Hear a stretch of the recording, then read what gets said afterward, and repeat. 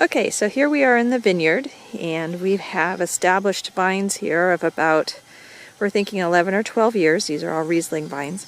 And we realized we haven't really done much about how to maintain the vineyard and stuff that we do in it. So Rob is going to demonstrate pruning. It is early January, and this is the right time of year to do that. So Rob, I'll turn it over to you. Okay, so we prune when it's dormant.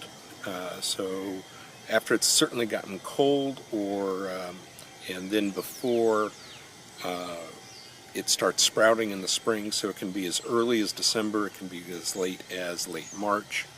It doesn't really matter that much. But what we're pruning for is for the vine to be able to put out grapes next year. The importance here is that if you look at this whole thing up, so follow my hand up here, as tall as you get, every bud can put out a shoot next year. But if that happened, it wouldn't be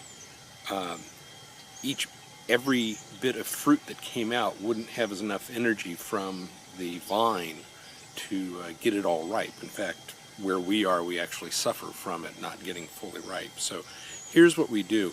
Last year's growth, and I'll show you how to know that in a second. Last year's growth is what gives the next year's fruit. So what we're looking at here, this is the growth that came from this past summer, spring and summer.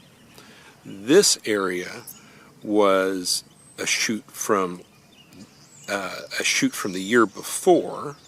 And how are you telling that? Just the best way is the stringiness of the bark. okay. And then this area is from the year before. Yeah, so, that looks older. So yeah, it is older. Yeah. And so what I'm going to do is I'm going to cut so that there are only 2 buds available on this branch, so that we only end up with 2 shoots coming off next year. Okay. So if you see, if I prune here, and I'll go ahead and do it, and take this guy out of the way. Now what I've done is left 2 buds, one there, that when March or April comes out, they will make shoots coming out.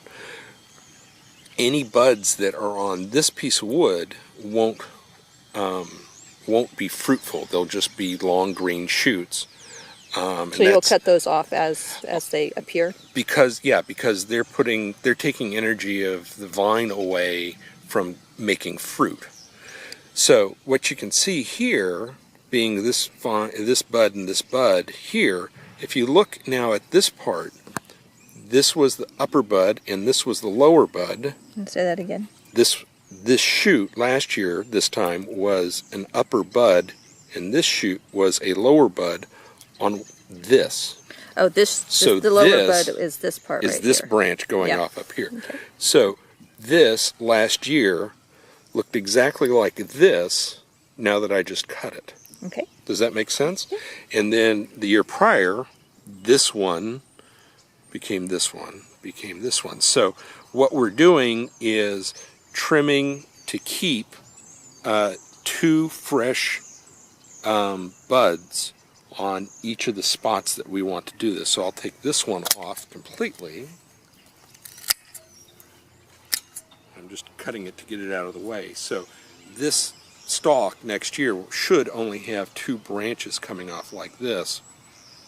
And on each of those branches will probably end up being 2 clusters of grapes. So this should give us 4 clusters of grapes sometime during the next year. So this is how grapevines end up looking sort of spindly, is because each year you're allowing 2, and as they get bigger, then you're going to get more of this, right, but you get that sort of wavy right, spindliness. Okay. So this guy, obviously, here's 1, 2, 3. So this is like the 4th or 5th year of him. We're running out of battery. When it gets this long, I actually start looking to do something like this, take it all the way back. So this guy, I'm actually going to take the lower and do 2, just get these out. So he now has 2 buds, 1, 2, but he's back closer to the vine, so that I keep this distance. This guy getting so tall if I kept doing this, eventually he gets up here and I don't have the trellising to hold it all. So I tried every few years to bring it back down to the main branch. That's what I do through this whole thing. So each vine, a lot of professional vineyards with different care techniques, they can end up with, say, 20 of these on each vine each year. I'll end up with probably closer to 7 or 8, just for balance of the vine. And with that, it's starting to rain. Welcome to Washington. Right? That's it.